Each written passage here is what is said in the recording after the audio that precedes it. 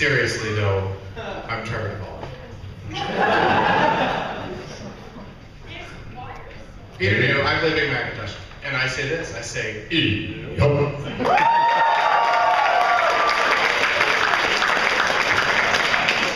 Hi, I'm Kelly Mesker. I'm the voice of English Spitfire.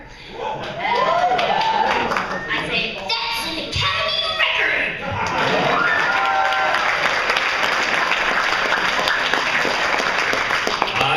I am Trevor Duvall. No! Yes. I was Peter New this morning. I'm Trevor Duvall. I am the voice of Fancy Pants and Hoity Toity and Iron Will.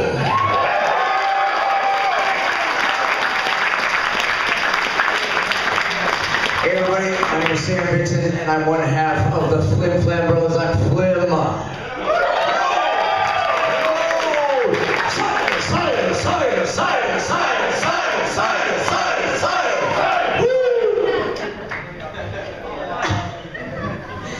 I'm Marika Hendricks, and I play Gilda.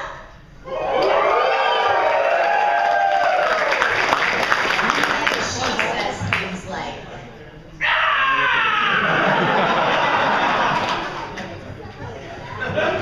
So what are your names?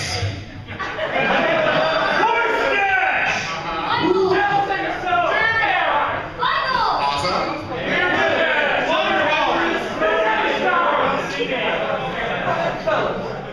Got it. Thank you. I'm your biggest guy sitting here. So thanks for waiting after a little bit of delay at the airport, and we needed to get some food in our bellies. We're here to entertain, to talk, an exclusive panel for people. Are you all staying at this hotel? Is that why you're here? Or did you yeah? All right. No one else is gonna see this panel. It's you guys. And the internet, but. One or two people on the, oh, so there's a hand up already, yes. Has anyone ever told you that you're mindful of Bruce Campbell? Bruce Campbell, I've heard I've got the chin and nose of Bruce Campbell. Army of Darkness, Evil Dead, no.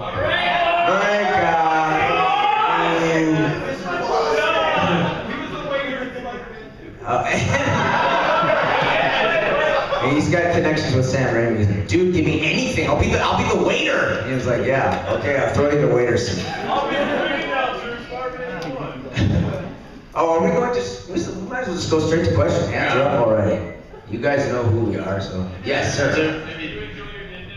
I had a jumbo prawn linguine. Woo!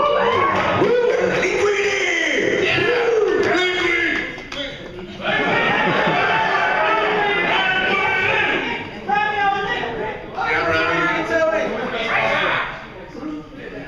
Okay, sorry, sir. There's actually no moderator here, so we're just, it's like chaos is magic right now, okay guys? Chaos is magic. So, go ahead, Peter, you pick. Yeah, right there. I was hoping that you would suggest that and then maybe take this microphone away from me and give it to them. Alright, so if you want to ask a question to the voice actors, please come line up. Oh yeah, look at this. This isn't chaos, this is organized social decorum.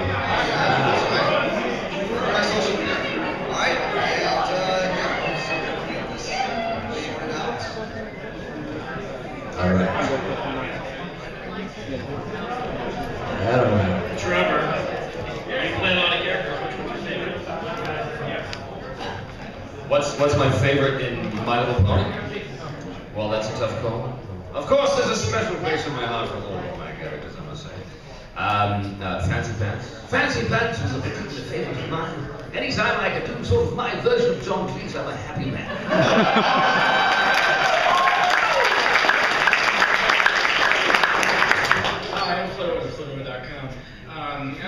As some of us know, there are bad boys in the world. This question is for the entire panel. What would you describe as your worst experience interacting with Rowan?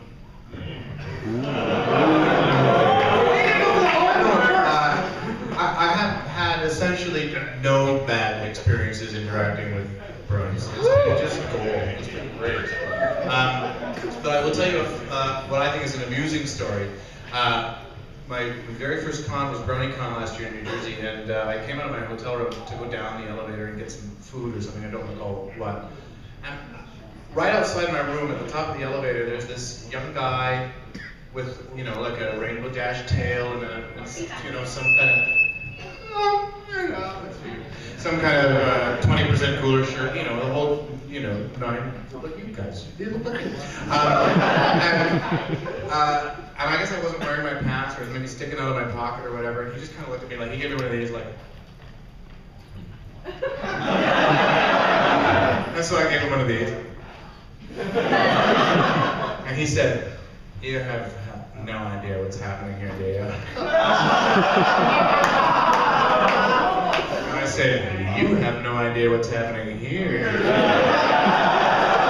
And he saw my little blue thing sticking out of my pocket, but, "Oh, I got VIP pass. What am I missing? What am I missing?" So that's my favorite. That's one of my favorite movies. This is my first con.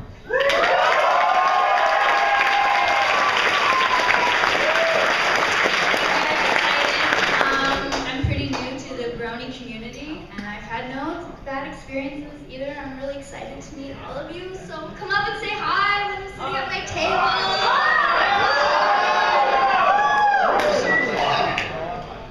Bad bronies, let me tell you all about them. No, I can't. I'm with Peter on this one. You guys are all awesome. And you better continue to be awesome tonight. That's all I can say.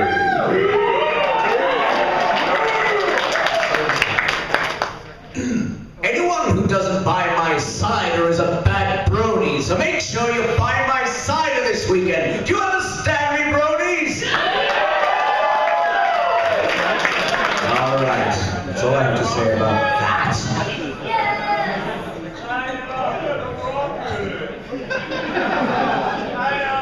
I think the worst thing is trying to follow that. No, I've had no bad experiences. Everybody's just sweet and generous and really really kind. So I haven't had any bad experiences. So Gil is opposite. Yeah. Yes. Yes. Totally. This is for Peter, and this is not. Or I'm sorry, I meant you, Todd. Oh, you're getting the mic. Okay. Yeah. This is not pun related, but you worked on site, correct? I did work on site, yeah. How did you like that? How was it like getting your? I can't remember the two main people that show, but like how was the experience? Yeah. It was the other two main people. Yeah. It was great fun working on that show. You know, I mean, we get to do a lot of shows like that in Vancouver, Psych and Supernatural, Fringe, and you know, all sorts of stuff like that. And you know, usually you get a day or two on it, and you know, sort of arrive, do your thing, and they bid you adieu, and you're on your way. But while you're there, it's, you know, it's a great time. It's fun, and everybody's very generous. And I've never had any trouble working with the stars of shows like that. Everybody is, by and large, completely supportive of you, and they're very helpful to you. So it was a good time. In Psych? My favorite scene in Psych was the scene I had in Psych. Really. This is kind of for all of them. What was really your reaction to finding out there's an entire brony fandom for My Little Pony?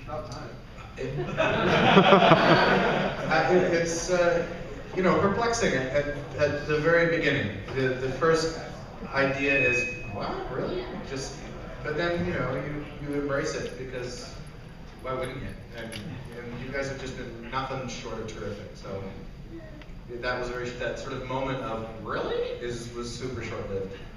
It was gone within a week. You know. Yeah, same with me. The first things that pop up on the internet when you're Googling brony make you a bit trepidatious. But then once I came in contact more with people on Twitter and learned more about you guys, it It was great, and lots of dinner party conversation revolves around bronies you meet now. I'm like, there's more to me than bronies! But not right now, actually. There's I'm going to admit something I've never admitted before. Oh yes, here we go. When I was 5 years old. Actually, yeah, I was pretty young. When I first heard about the whole brony thing, I was like, wait a minute, that's crazy. Why that show? Why that show? Out of all the shows, why?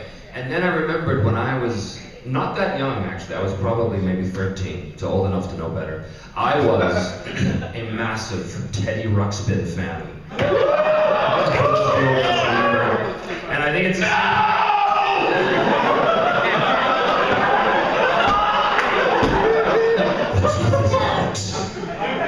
But the thing I loved about that show was kind of, I think, is the same things that all the fans tell me that they love about My Little Pony, which is that it's sort of this sort of epic thing which is based in positive stuff.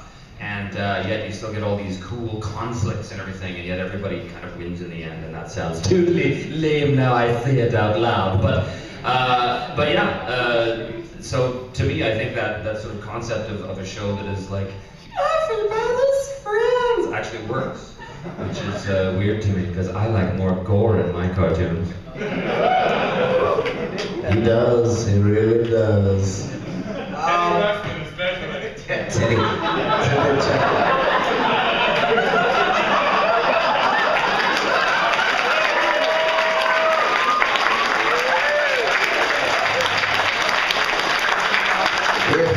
anybody wants to check out some of Trevor Duvall's Teddy Ruxpin fan fiction, he does a little crossover with kind of like a Clive Barker Hellraiser thing. It's interesting. It's worth a read. Well, I guess like everybody was a little surprised, but at the same time, I'm not really surprised by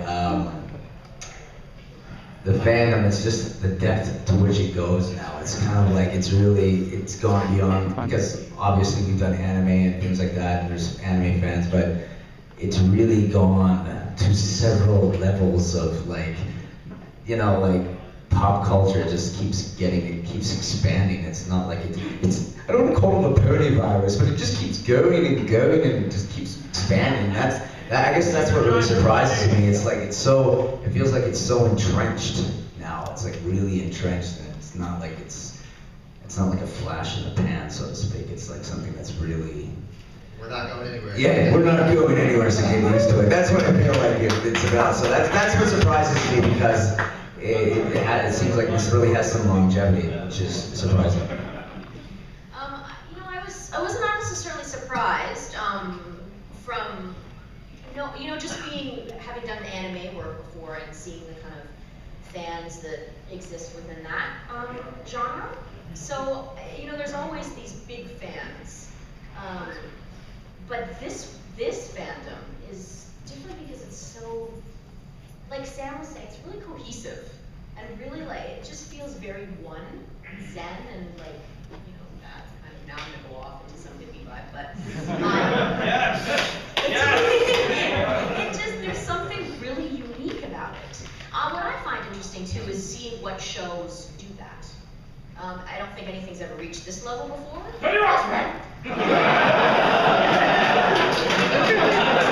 Besides Teddy Ruxpin. I'm always interested to see what shows become hits and why. That always fascinates me, and so this happens obviously to be a huge hit, and but the fan base is really unique. You're all unique. That's just not what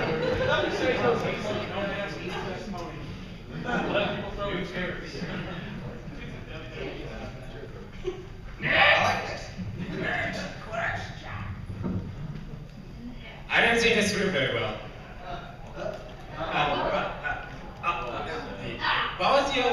What was one of your favorite moments at one of your post-pony conventions? Well, yeah, what was like your reaction to your first pony convention? Kelly's like, it's great.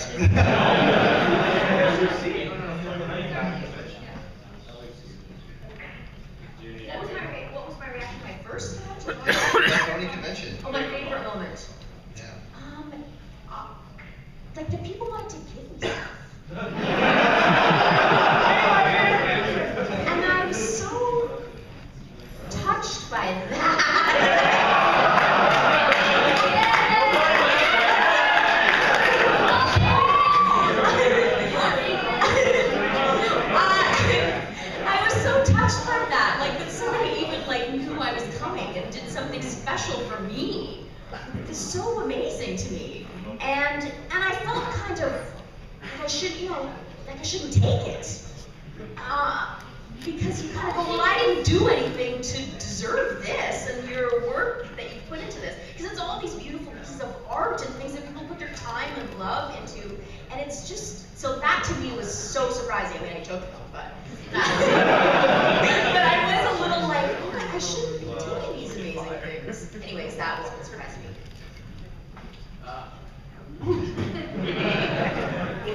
I think it's been the quality of art, of fan art that's coming out of this, just the quality of artists that are so inspired by this show that they're coming up with their own stuff, and it's just like, I don't know, it's really professional and really well done, and it's amazing how much, when somebody loves something so much, how much effort and love they'll put into a product and make me go, wow, this is fan-made. You go, wow, that's pretty impressive. So that's what's really impressed me too, is just the fan-made stuff that's coming out on the internet and the quality of stuff. It's pretty impressive. So that's something that's really surprised me and kind of was a little. I mean, a lot of different things do that, but especially with My Little Pony, there's been some really high-quality stuff coming out.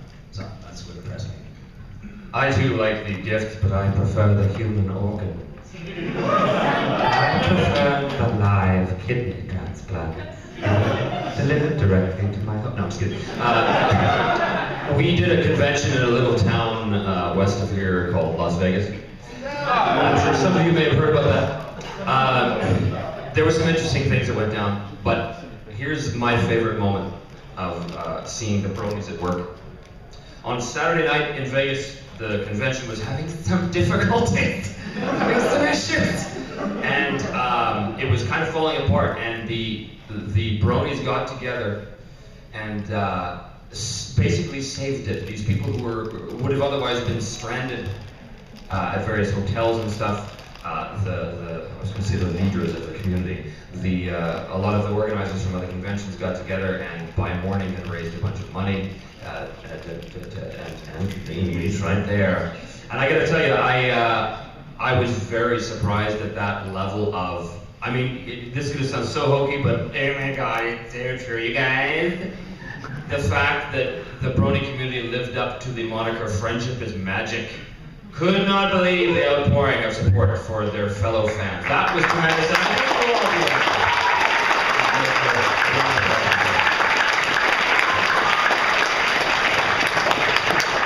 This is my favorite moment.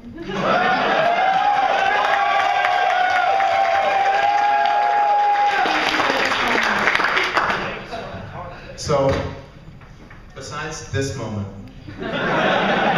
and the established record of charity, and the tremendous art, and the fact that you want to give me stuff. Besides all that, I will tell you my favorite moment of my first convention, which I think was the original question, was at BronyCon last year.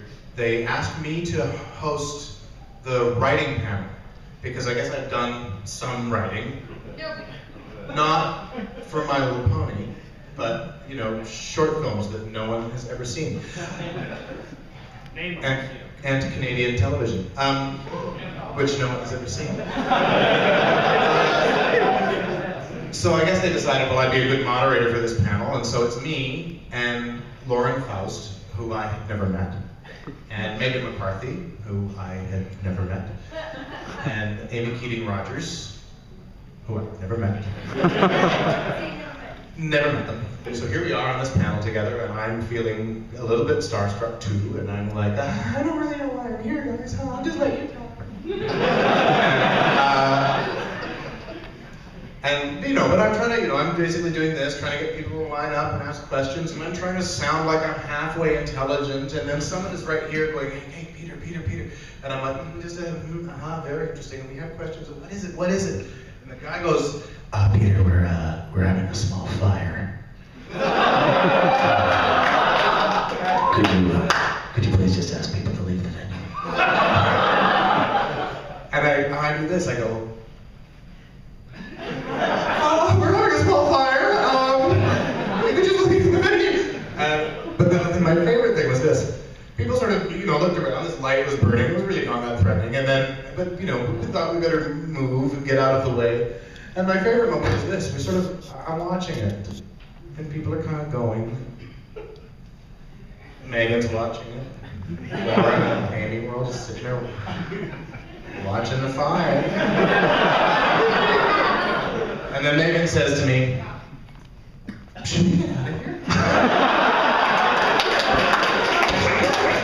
Yeah, I guess we should.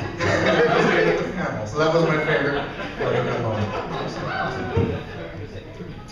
Question for Peter. Yes, sir. Think, or have you been told, if you could tell, has there any plan, or are there any plans for another Big Mac focused episode?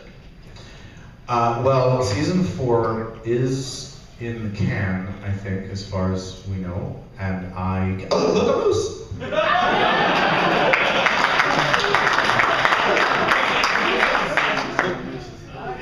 Peter, Yes, I want to know what you're going to do to dethrone Andrew Woodman for being at the most corny conventions.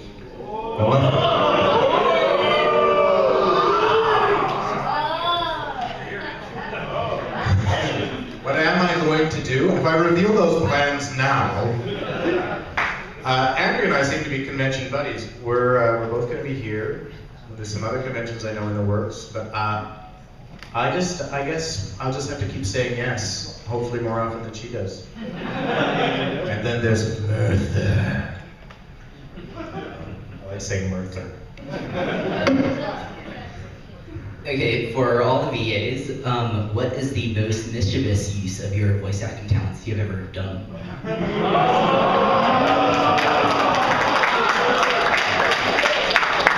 Question.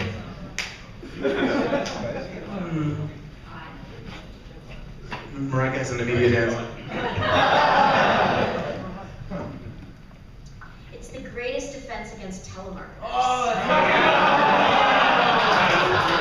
So when they call your house and you thought it was someone else and you pick up the phone, I always, when I'm not totally sure of what the number is, I always pick up the phone as a little kid.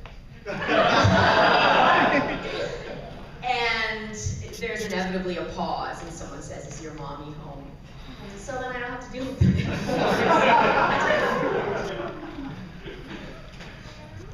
I was gonna say the exact same thing, except I don't do it the kid thing. I just do like foreign person who doesn't speak English. I'm like, hello! Yes, can we please speak to Mr. No! I'm like, no! Maybe we'll call back another time. Yeah! And that's it.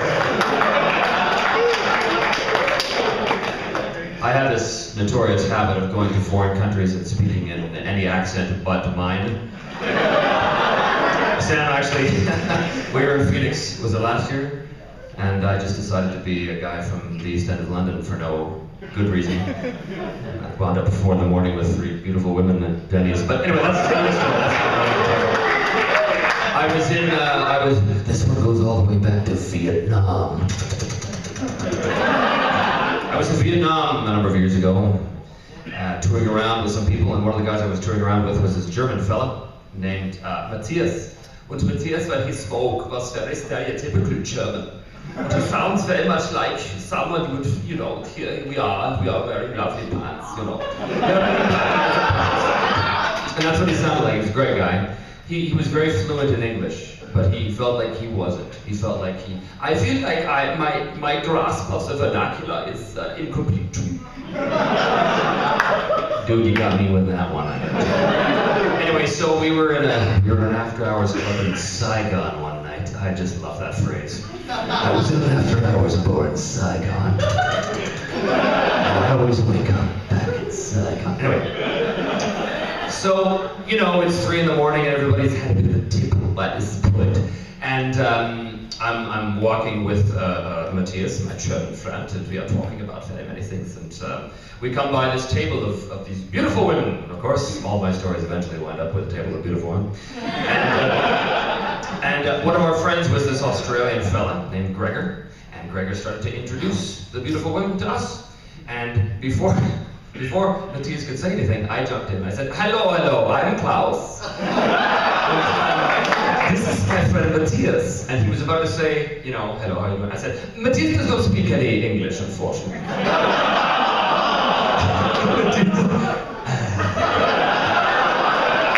I will translate for him. Louis ist meine Scheiße. Scheibenbleiber. Was ist ja meine Schwester? Er hat so viele Kinder? Ja. Ja. He says yes. So that is my mischievous use of my voice. I'm a little embarrassed to admit this, but sometimes my first big voiceover gig was the previous incarnation of My Little Pony. And if I was trying to pick somebody up, then I'd be like, well, I'm a pony, actually. I'm a My Little Pony. And then I would whisper the lines in his ear. Once upon a time, there were two ponies who were so much alike, they were just like twins. Twins.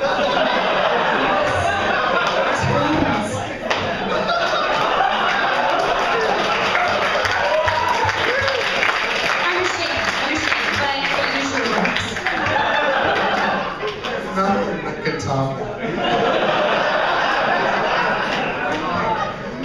I never use my voice for anything. Only for good. Only for good. Good. We're getting her composure. That's okay. So I'll be very serious for a minute. Everybody please be serious.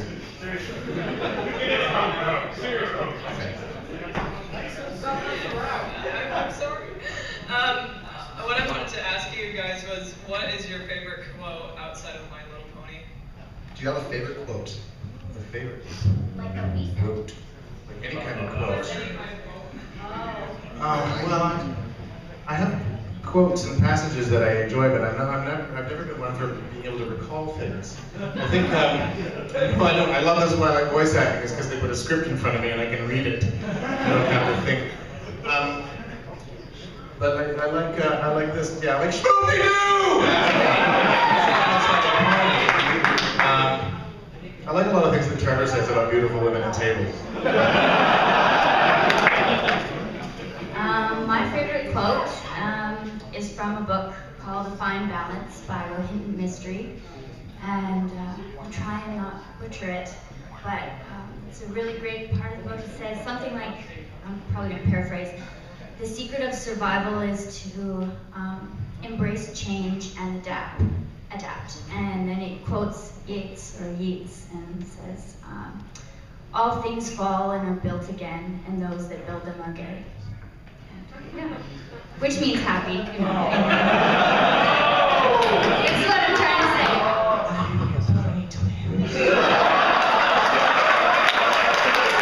I have many layers. Wow, again, hard to follow. I have a favorite quote. Time is the currency of life. How are you spending yours? That quote is attributed to me. Trevor Val, copyright to 2013, right at this moment. That's the one I was going to say. Cheese ball! Have a little cheese ball!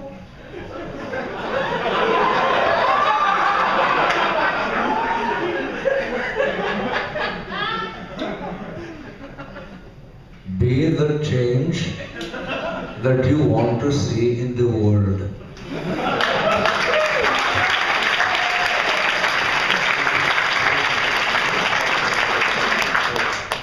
I actually collect quotes. I've been collecting quotes probably since I was about 10.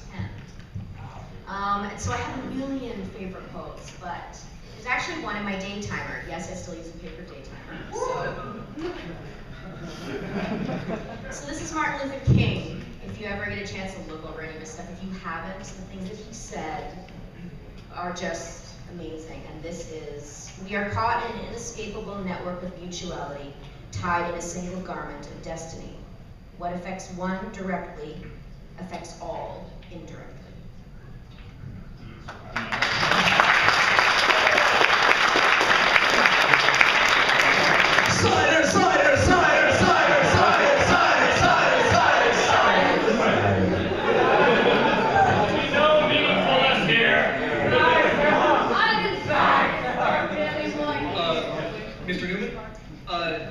lines far and few between as Big Mac. Some of them are actually pretty epic. Would you like to have more lines in the future along those lines? I'm kind of torn on that issue. If I, do I want more lines as Big Macintosh or not? Maybe. The issue is this. I really enjoy, from a writer's standpoint, I really enjoy reserving the character for very special occasions and have these choice moments, like, when he's under the spell of a love potion, he can say the shmoopies and stuff, or when he has been driven to a genuine fury, he actually goes on in his rant or whatnot. But besides that, I really enjoy the deal. He says, yup, and nope, and that's it. Exactly, he's the silent Bob Marley Pony. I quite like that. I like that he sort of distills his wisdom down into one word here and there. As an actor, of course I want to say more. Come on, I want to talk and talk and talk. But, I don't want to sort of corrupt what works about the character. I have a gift for Kelly. A gift for Kelly?